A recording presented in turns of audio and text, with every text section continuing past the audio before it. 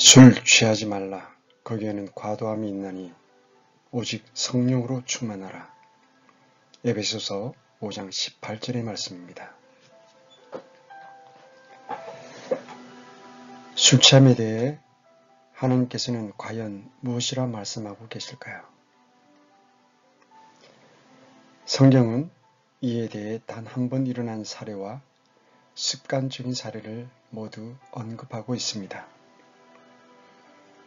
술 취함의 어리석음은 시편 107편 27절, 이사야서 19장 14절, 24장 20절, 28장 7절에서 8절에 잘 묘사되어 있습니다. 이 술 취함으로 인한 죄는 비난을 받으며 이로 인한 나쁜 결과는 쉽게 찾아볼 수 있고 이로 인한 운명도 잘 드러나 있습니다. 고린도전서 6장 9절에서 10절의 말씀입니다. 불의한 자가 하나님의 왕국을 상속받지 못할 줄을 너희가 알지 못하느냐? 속지 말라. 음행하는 자나 우상 숭배자나 간음하는 자나 여성화된 남자나 남자와 더불어 자신을 욕되게 하는 남자나 도둑질하는 자나 탐욕을 부리는 자나 술 취하는 자나 욕하는 자나 착취하는 자들은 하나님의 왕국을 상속받지 못하리라. 이 술 취함은 포도주에 의해 그리고 강한 독주에 의해 일어납니다. 그러므로 제단에서 섬기는 제사장들에게는 이 술 취함이 금지되었으며 성경은 모든 사람이 크게 주의를 기울여 술 취하는 것을 피하라고 가르칩니다. 잠언서 20장 1절과 23장 20절의 말씀입니다. 포도주는 조롱하게 하는 것이요 독주는 날뛰게 하는 것이라. 누구든지 그것들로 말미암아 속는 자는 지혜롭지 아니하리라. 다른 사람을 부추겨서 술 취하게 하는 것은 하나님의 저주를 받는 죄입니다. 사무엘하 11장 13절 말씀과 하박국서 2장 15절에서 16절의 말씀입니다.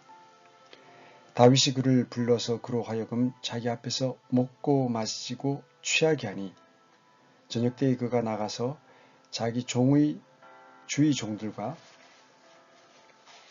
함께 침상에 눕고 자기 집으로 내려가지 아니하니라. 사회에 술 취하는 사람이 많은 것은 이런 독주를 습관적으로 마시는 것과 깊은 관련이 있습니다. 그러므로 지혜롭고 선한 사람이라면 누구나 모든 종류의 알코올에서 자신을 분리시키려고 노력할 것입니다. 고린도전서 8장 13절의 말씀입니다. 그러므로 만일 음식이 내 형제를 실족하게 하면 나는 세상이 서 있는 한 고기를 먹지 아니하여 내 형제가 실족하지 아니하게 하리라. 특별히 신약교회의 목사와 집사는 술을 마시지 않아야 합니다. 디모데전서 3장 3절과 8절에서 사도 바울은 디모데에게 이렇게 권면했습니다. 자기를 술에 내주지 아니하며 구타하지 아니하며 더러운 이익을 탐내지 아니하며 오직 인내하며 말다툼하지 아니하며 탐욕을 부리지 아니하며 이와 같이 집사들도 반드시 신중하며 한 입으로 두 말하지 아니하며 자기를 많은 술에 내주지 아니하며 더러운 이익을 탐내지 아니하며 팔레스타인과 동방 땅에는 포도나무가 많았으므로 자연히 포도즙이 여러 용도의 음료로 쓰였습니다. 에스겔서 1장 7절과 5장 6절, 다니엘서 5장 1절에서 4절, 요한복음 2장 3절에 기록되어 있습니다. 가나안 땅에서 포도가 주산물이었으므로 포도즙은 음료 허물로도 쓰였고 첫 열매도 포함되었으며 유월절과 주의 만찬에도 쓰였습니다. 그래서 곡식과 기름과 함께 포도즙은 주식으로 이용되었습니다. 영어 성경에서 와인으로 번역된 말은 10여 개의 히브리 말과 2개의 그리스 말을 번역한 것인데 이 중에서 가장 많이 쓰인 히브리 말 야인과 이에 해당하는 그리스 말 오이노스는 모든 종류의 와인을 가리키는 일반적인 말입니다. 히브리어, 그리스어, 영어에서 와인은 동형 이의어로 포도즙 틀에서 갓 짜내어 발효되지 않은 포도즙과 시간이 지나 발효된 포도주의 의미를 다 포함하므로 용례별로 구분하여 번역하여야 하되 특별히 성경이 분명히 술을 금한다는 사실과 앞뒤 문맥을 고려하여 번역하여야 합니다. 예를 들어 창세기 14장에 나오는 멜기세덱은 앞으로 오실 예수 그리스도의 예표인데 이런 인물이 성도에게 그것도 믿음의 조상인 아브라함에게 술을 준다는 것은 신학적으로 합당하지 않습니다.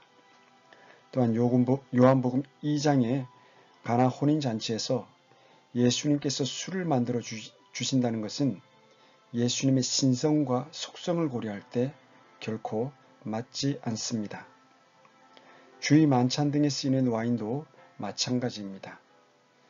특별히 주의 만찬에 사용되는 와인은 누룩이 들지 않은 빵과 마찬가지로 예수님의 순수한 피를 상징하는 포도즙, 즉 누룩이 들지 않은 순수 포도주스여야 합니다.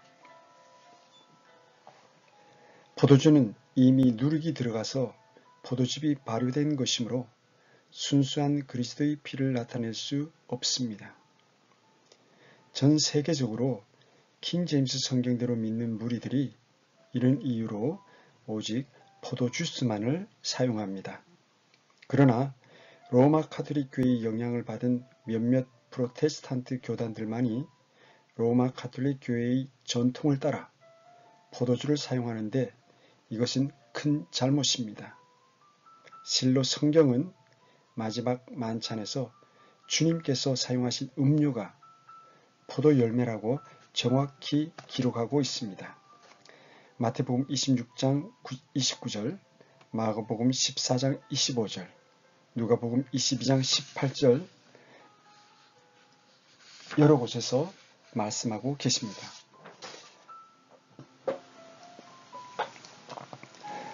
그러나 내가 너희에게 이르노니 내가 이 포도나무 열매에서 난 것을 이제부터 내 아버지의 왕국에서 너희와 함께 새롭게 마시는 그날까지 마시지 아니하리라 하시니라. 포도를 짜서 주스를 만드는 틀은 와인 프레스인데 이 경우도 포도주 틀이라고 하면 맞지 않고 포도즙 틀이라고 해야 합니다. 포도를 짜면 당연히 포도즙이 나옵니다. 계시록 14장 19절의 말씀입니다. 그 천사가 자기의 낫을 땅에 휘둘러 땅에 포도를 모아 하나님의 진노의 큰 포도즙 틀 속에 던지니 옛날에는 포도즙을 오래 보존하기 위해 포도즙을 끓여 잼같이 만들었으며 필요할 때마다 이를 물에 풀어서 사용하곤 했습니다. 성경은 알코올이 들어간 포도주를 간접적으로 정죄하며 술로 인한 재난과 피해를 자주 언급하고 있습니다. 성경에서 처음으로 언급될 때에 포도주는 죄와 수치의 상징으로 쓰였고 그 이후에도 이런 일이 자주 발생하였습니다. 창세기 9장 20절과 19장 31절에서 36절, 사무엘상 25장 36절에서 37절, 사무엘하 13장 28절, 열왕기상 20장 12절에서 21절, 에스겔서 1장 10절에서 11절, 다니엘서 5장 23절, 계시록 17장 2절에서 말씀하고 있습니다. 포도주 혹은 술은 사람을 속이며 조롱하게 하는 것입니다. 재난을 불러오고 슬픔을 가져오며 실수하게 하고 어리석은 일을 하게 합니다. 그래서 포도주를 마시는 것은 엄격하게 금지되어 있으며 그리하는 것은 사악한 자의 특성으로 나와 있고 술 취하지 말 것에 대한 경고도 여러 차례 들어 있으며 다른 사람들에게 술을 권하는 것은 저주받을 일로 기록되어 있습니다. 하박국서 2장 15절의 말씀입니다. 자기 이웃에게 마실 것을 주고 내 술 부대를 그에게 주며 또한 그를 취하게 함으로써 너로 하여금 그들의 벌거벗은 것을 보게 하는 자에게 화가 있을지어다. 한마디로 성경은 금주를 명하며 다니엘과 레갑 사람들은 포도주를 마시지 않아야 할 이유에 대해 잘 알고 있었습니다. 예레미야서 35장 14절과 다니엘서 1장 8절에 기록되어 있습니다. 사도 바울도 이와 같은 원리를 신약시대 성도들에게 그대로 피력하고 있습니다. 로마서 14장 21절과 고린도전서 8장 13절의 말씀입니다. 고기도 먹지 아니하고 포도즙도 마시지 아니하며 내 형제를 걸려 넘어지게 하거나 실족하게 하거나 약하게 하는 그 어떤 것도 하지 아니하는 것이 선하니라. 그러므로 만일 음식이 내 형제를 실족하게 하면 나는 세상이 서 있는 한 고기를 먹지 아니하여 내 형제가 실족하지 아니하게 하리라. 결론적으로 술 취함은 하나님 아버지께서 기뻐하지 않으시고 금하시는 일입니다. 거듭 말씀드리지만 특별히 신약교회의 목사와 집사는 절대 술을 마시지 않아야 합니다. 디모데전서 3장 3절과 8절의 말씀입니다.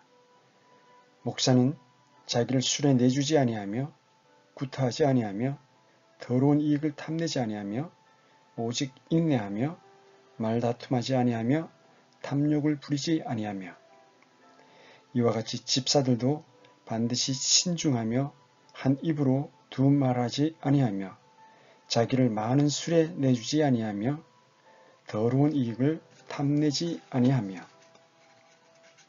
자, 그럼 일반 기독교인들은 어떻겠습니까?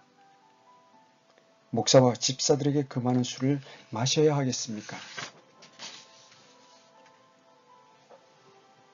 그렇지 않습니다. 술 취하지 마시고 오직 성령님으로만 충만하십시오. 에베소서 5장 18절의 말씀입니다. 술 취하지 말라.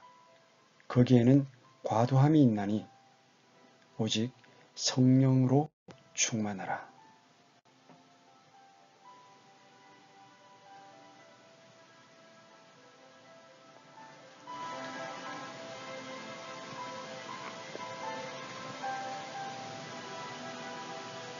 오늘도 귀한 시간에 함께해 주신 모든 분들께 특별히 그리스도 안에 한 형제되고 자매된 우리 지체들에게 깊이 감사의 말씀을 드립니다. 다음 방송 때까지 평안하십시오. 감사합니다.